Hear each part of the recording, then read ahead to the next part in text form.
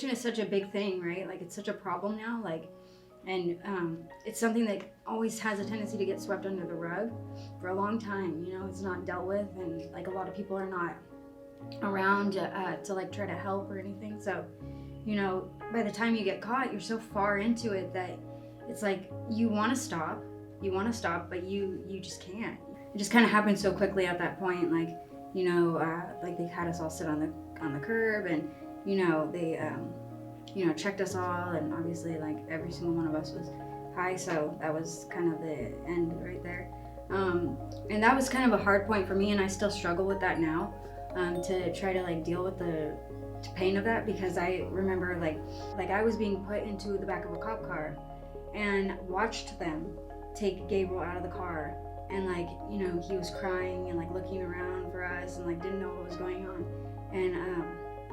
and I couldn't do anything for him.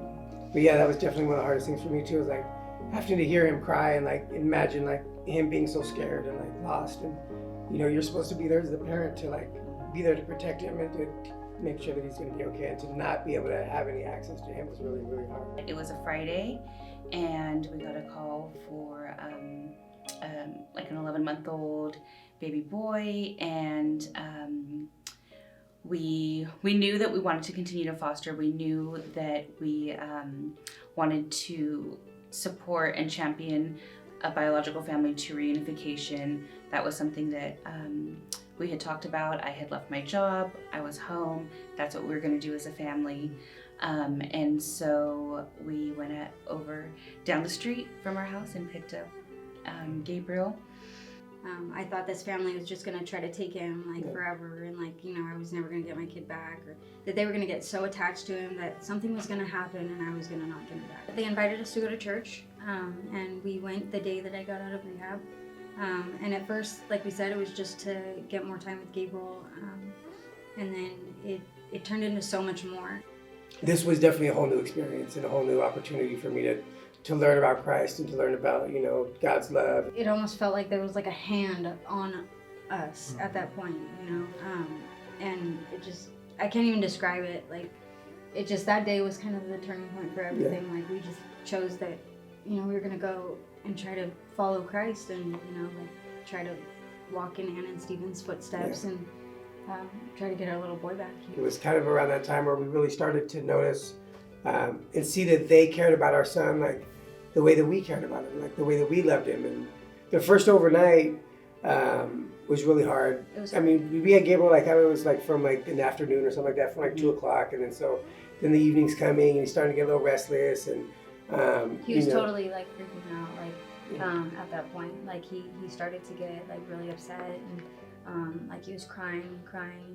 So finally at that point, like I had to make a decision. Like it's like 10 o'clock at night, you know, and he's still crying, he's not eating, he's not nothing, like, you know, like he doesn't want me right now, you know. And so I called Anna and told her, like, you know, you need to come get him, because that was an emotional night for all of us. It was really hard. I remember standing in Kenny's doorway, and we were all just... I think we all cried. We were all just crying. So they came and got him, and he like totally stopped crying as soon as he saw him.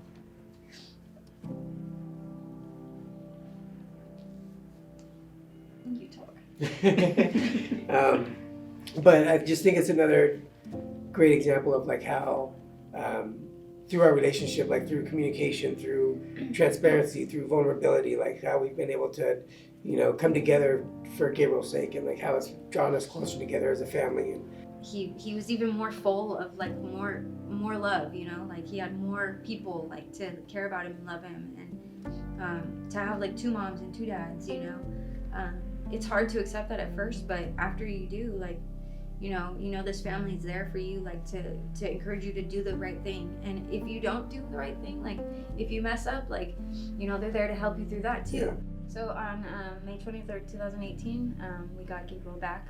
He reunified with us at that point. And I remember Anna showed up to court, and she was there, and she was excited for us, you know, and we were just thrilled that we got it back. I remember thinking, like, this is great for us, but this probably is gonna hurt, you know, because they've had him for like 2 years, Yeah. like, you know. And I remember being like excited, but feeling bad that I felt excited almost, like because I knew that they, Somebody else was hurting. yeah, I'll never forget that day because I think a lot of people are excited when they get to court after they've been fostering because they're going to celebrate like an adoption ceremony. And we didn't do that. We celebrated reunification, but we still got a forever family out of it, you know? You know, we couldn't have done it, like, had it been any other foster family that didn't offer us the support and the willingness to be a part of, like, our struggle and, like, kind of really get down in the trenches with us and kind of really work side by our side and, like, to, you know, to be there to help lean on and to support us. I mean, I don't know if we could have done it. I mean, I'm confident that I still would have been able to be successful in completing everything that the county asked me to do, and you know, but I don't think that I would have had the reward of like having such an extended family and this beautiful family like that I get to be a part of like forever. I mean, like I can't wait for us all to go to like Gabriel's like graduation together, and you know, like you know, his wedding, and like you know, like all these beautiful memories like that we'll be able to continue to like have and like share between each other.